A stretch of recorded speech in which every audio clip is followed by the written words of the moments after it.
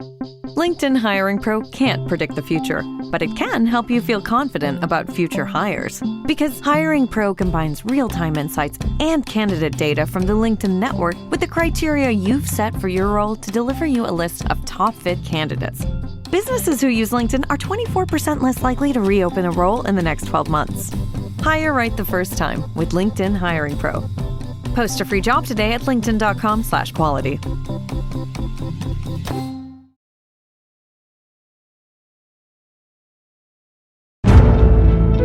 Welcome to The Hypnotist, the show that gives you inside access to cutting-edge hypnosis with real clients facing genuine issues.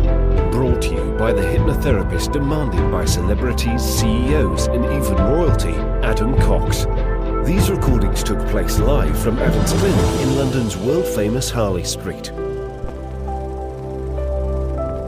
So, get yourself comfortable and enjoy today's episode of The Hypnotist.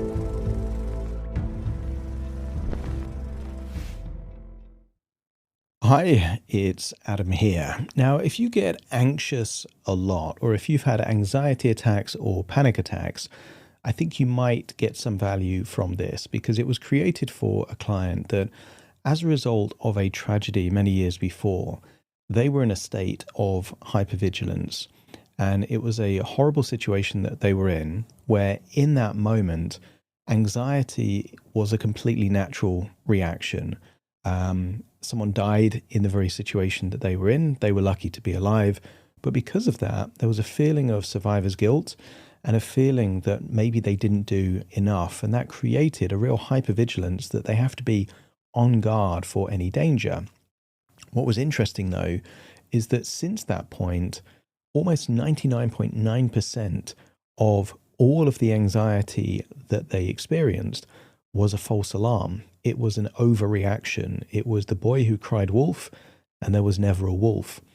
And what this session does is it uses the biological functions of the brain linked to anxiety, things like the limbic system, the amygdala, the hippocampus, and the functions of that to highlight that there is a part within them that is now too sensitive, too cautious. It's seeing danger everywhere, even when there isn't any. And that means that they're having all this anxiety, even though it's not useful anxiety.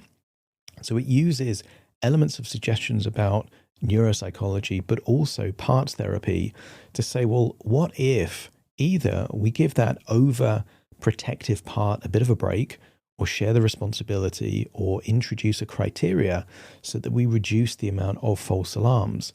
That's a win because the body does not want to be using adrenaline if it doesn't have to. It doesn't want to have false alarms because if you use all of your adrenaline for a false alarm and then you're actually in danger, then you don't have any of the resource that you actually need when you actually need it.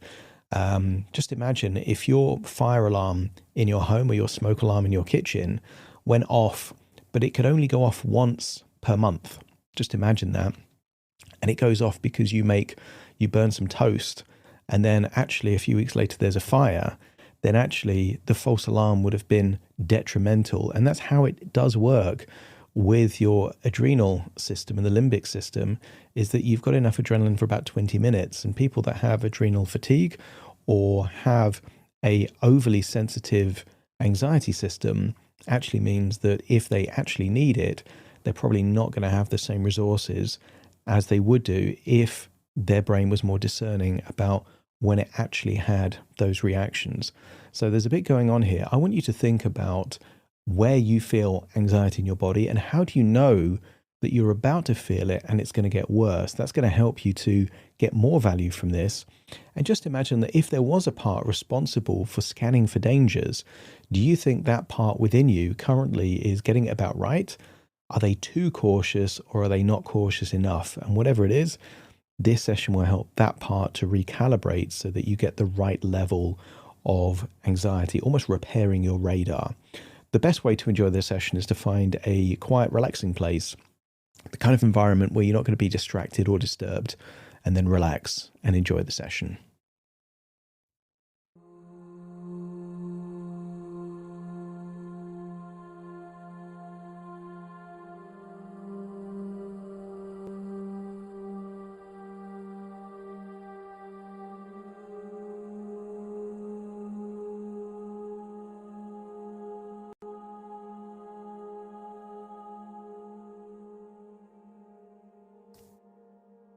Take a deep breath in.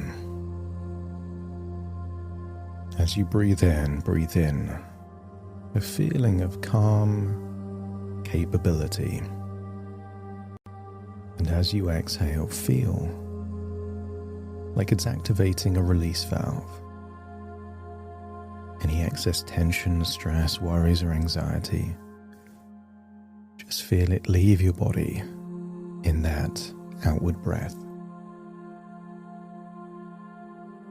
And with your eyes closed, notice how much easier it becomes to focus on the sound of my voice.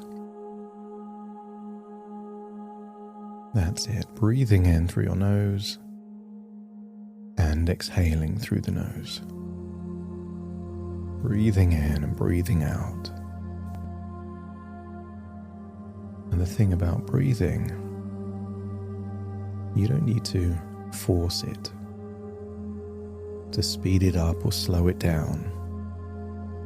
Your body already knows how to breathe. And even when the mind becomes concerned about breathing, the body continues quietly doing what it has done your entire life. So just give permission for each breath to become a little slower, a little deeper, a little more relaxed, if your body agrees that it's happy to do so. And with each outward breath, give permission to begin dissolving that tension from the body. As your mind settles, your imagination can start imagining the body from the inside. And sometimes it's helpful to understand about how the brain actually works. Because deep within the brain are ancient systems that weren't designed for modern day. They were designed for a dangerous time where there were threats everywhere. Parts of the brain are hardwired for survival. And one part is called the amygdala, that can scan for danger and react when necessary.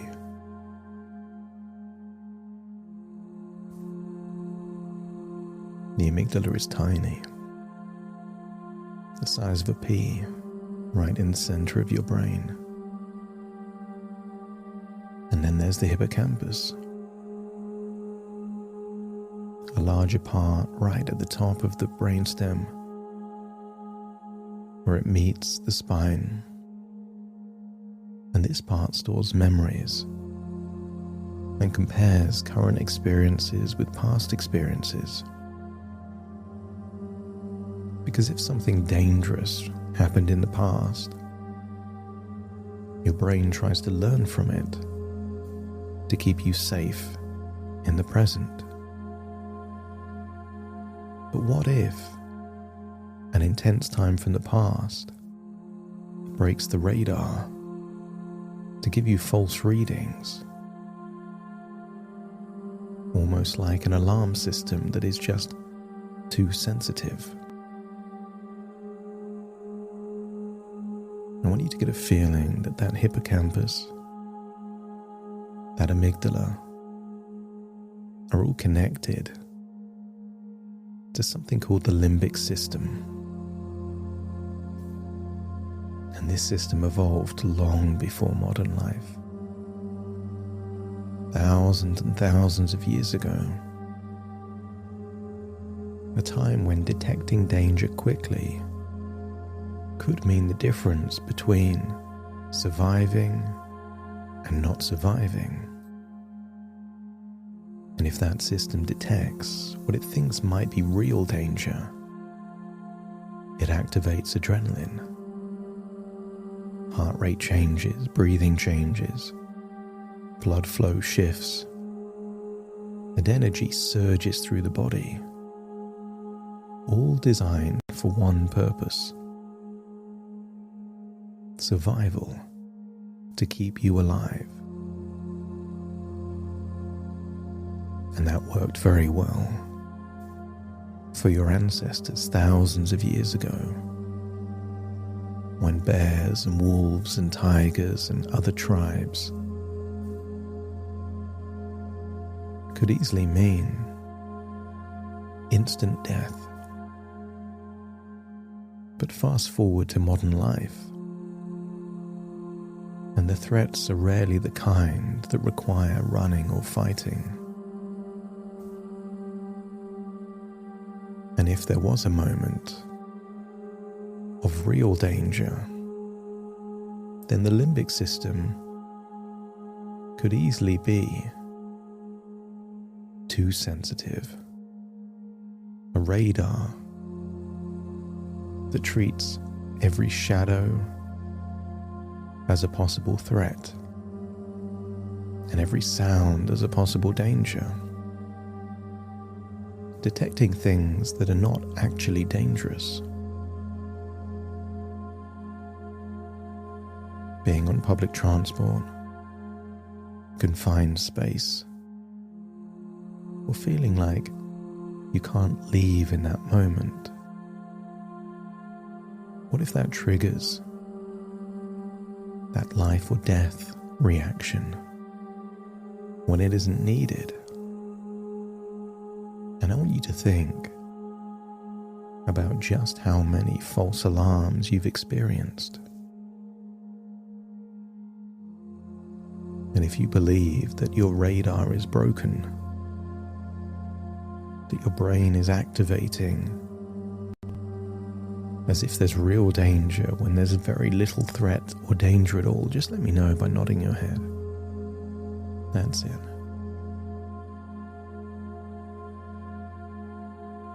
Because when that radar becomes too sensitive, it can send signals that feel intense. And sometimes the feelings like lightheadedness or changes in breathing or sensations in the chest or tingling in the fingers. What if that makes the threat seem more real? Because the body is acting as if it's real. What if the false alarm creates the adrenaline, and adrenaline creates a surge of energy rising through the body? And what if that surge of energy creates more evaluations that something isn't right, and then in reaction sends out more adrenaline? But there's something interesting about adrenaline. The body doesn't make too much of it. So adrenaline can't sustain itself for very long. It's like an emergency alarm. Temporary. 15 minutes or so is all it has. And that's why even the strongest waves of anxiety peak and then fall within minutes, just like a wave rising, coming to the crest of the wave and then returning to calm water. And I want you to imagine what it would be like to start to change these evaluations.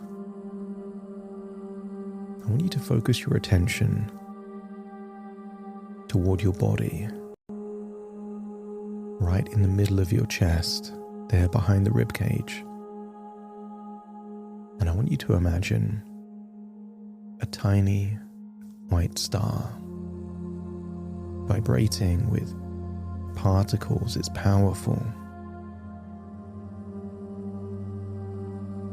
And I want you to imagine just observing, appreciating the wonder of that power, No need to resist that sensation or make it do anything that it would normally not do. Just imagine observing it with curiosity. Because curiosity activates a different part of the brain. The intelligent, evolved part, the prefrontal cortex. And that thoughtful part of the brain brings balance to that ancient limbic system. And as you observe the sensation, you may notice that sensations change. Maybe that star expands or contracts, shifts or moves. Because sensations are never static. They are always moving energy. And when that curious mind observes them, without alarm or without meaning, the body begins calming naturally. Sometimes it's felt like that tiny star has erupted like a volcano or exploded. But I want you to get a sense that what if that's simply a reaction to habits of the past or false evaluations in the present? And I want you to imagine a chain reaction of dominoes. One domino hits another domino, and creates that chain reaction. But what would happen if you just moved 2 or 3 dominoes so that the sequence could start but not quite finish? What if that chain reaction never made its way to the very core of your brain? Then everything that follows also wouldn't happen. But even if it did, what if we could work with that part to make it better at evaluating real danger? And I want you to imagine that part now. The part responsible for scanning and detecting danger. The part connected with that radar. And I want you to praise its work ethic. It clearly works very hard to keep you safe. In fact, it's trying too hard to protect you. I want you to imagine a security guard that if one time long ago they felt they weren't alert enough, that security guard might try and overcompensate by being hyper-vigilant. But what if that security guard never slept, saw danger everywhere? That security guard would be exhausted, prone to making mistakes. And I want you to thank that part that's been trying to protect you for all of their effort, all of their attention and dedication. But I want you to let that part know that despite its best efforts, it's seeing danger where there is none too many times. It's been using criteria that is just too sensitive. Like a smoke alarm that goes off, not when there's a fire, but when someone makes toast. Still trying to help, but reacting too quickly and disproportionately. And I want you to imagine meeting this part now. Maybe you can imagine it as a person or a symbol, an entity, or simply a feeling. And you may notice something interesting. This part is not and has never been your enemy. It's simply been trying too hard. It's been overworking. It's exhausted, desperate, paranoid and frantic. And I want you to imagine offering this part an upgrade. Or perhaps ask this part if it would like to share the responsibility with another part so it can take time off to finally rest, reassess, recalibrate. Imagine a worker that's been working 24 hours a day, 7 days a week and never had a holiday. Could they really do that job very well? And if this part is receptive to doing less work but a better job, or having additional tools and resources to upgrade it, let me know by nodding your head. That's it. So offer that part an upgrade to give it a new way of evaluating threats. Maybe you consider it a criteria. Instead of reacting to any sensation or any evaluation, this part now checks 3 simple questions before activating the alarm. First, is there any real physical danger right now?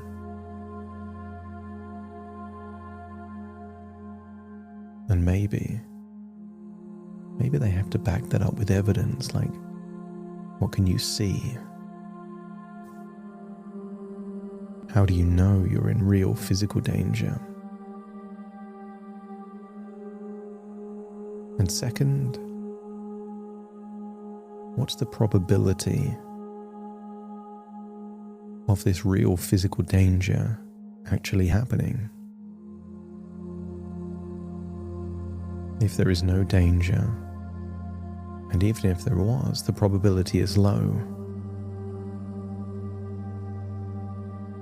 there is no need to hit that alarm. And even if the danger is real, but there's a tiny probability, there is no need to hit that alarm. And then the third question is there a better way to handle this threat than huge amounts of adrenaline and cortisol? The alarm system is meant to be the last resort, not the first response. Because sometimes you can handle a threat by just slowing down, pausing, making a decision or a choice, focusing your attention elsewhere, or just being more resourceful by calming down.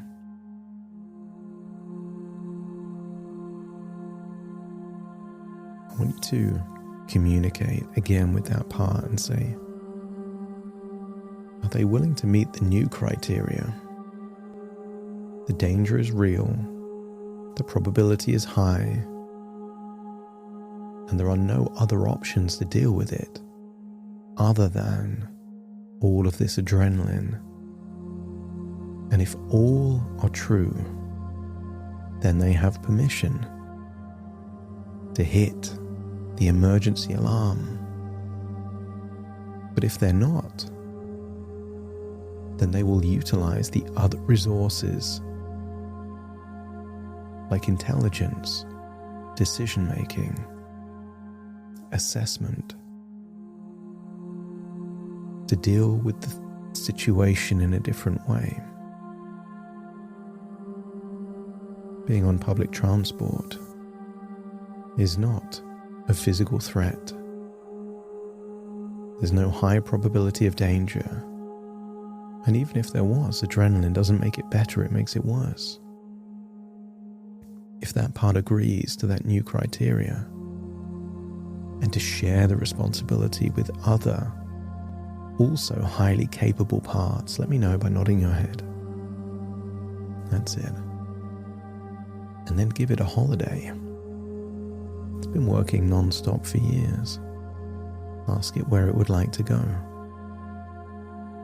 Give it permission to take as long as it needs to charge its batteries up. Instead of punishing it for making all these mistakes, reward it for its effort.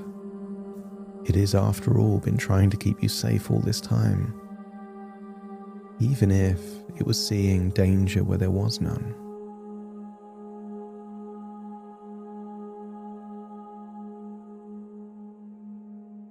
Tell this part that you have absolute confidence in its ability to alert you of real danger when there is real danger, and to trust other resources when there isn't. And in doing so, it fixes the radar so that you're alerted when there's real danger and not alerted when there isn't. But you don't have to be the one directly managing this part that's there to protect you. I want you to imagine another part of your mind stepping forward. A calmer, wiser, more accurate guardian. One that still protects you, but evaluates situations more intelligently using nuance. This part works closely with your prefrontal cortex, the reasoning brain, the part that knows that these sensations are temporary, that any waves of anxiety is just adrenaline and cortisol and it will pass. This new guardian becomes the overseer of the radar system. It will do the job while the other part is taking that vacation. But even when that part returns, they will answer to the new guardian, allowing the original protective part to rest for now. And when the part returns, they will work as a partnership, sharing the responsibility, helping each other become better and better at reducing false alarms and only alerting you when the danger is real, when the risks are highly probable, and that the limbic system is the only way to deal with it.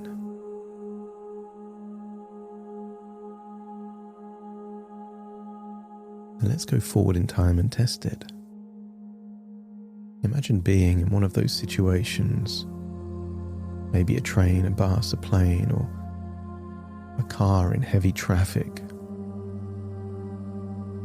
And I want you to imagine something different happens. The radar is still scanning for threats and recognizes there is no real danger here. And that means that any anxiety you feel is no longer real anxiety. It's just echoes of the previous times when you felt it. And the thing with echoes is that they get quieter and quieter as time goes on. Perceiving anxiety as an echo is you telling yourself there is no imminent threat. Which means even if there is a burst of anxiety, it will go quickly because it's an echo and there is no real danger there at all. And when the body realizes and evaluates there is no danger, and you can breathe in through the nose and those long outward breaths, you will quickly allow the nervous system to calm. And as the breathing slows, the adrenaline fades. The wave may rise slightly, just as echoes do, but then falls equally fast, just like every wave has done before. But what if those 15-minute waves become 10-minute waves? And 10-minute waves become 5-minute waves?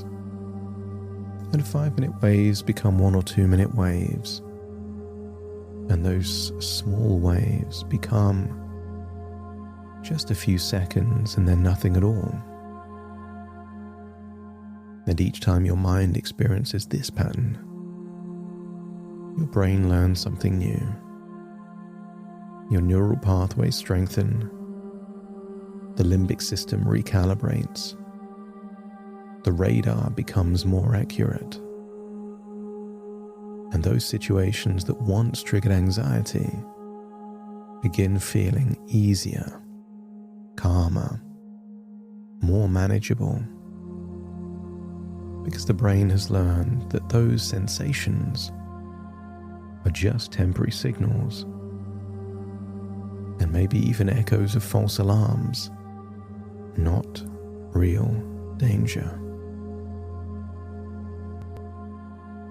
And just imagine that chain reaction of a glowing white star exploding upwards and outwards to the chest, creating lightheadedness. What if that whole chain of events starts to get interrupted or diluted, so that before long you find yourself doing things that once had such an intense reaction, until eventually they give you no reaction at all. And as you hold that thought of optimism, it's time to return. So take a deep breath in through your nose and out through your nose, and wiggle your fingers, wiggle your toes. Connect and calibrate into the here and the now, as I now count from 1 to 10 to awaken you. Starting to count. 1, 2, 3, waking up. 4, 5, 6, more alert. 7, 8, open your eyes, open your eyes. 9, 10, wide awake, wide awake, wide awake.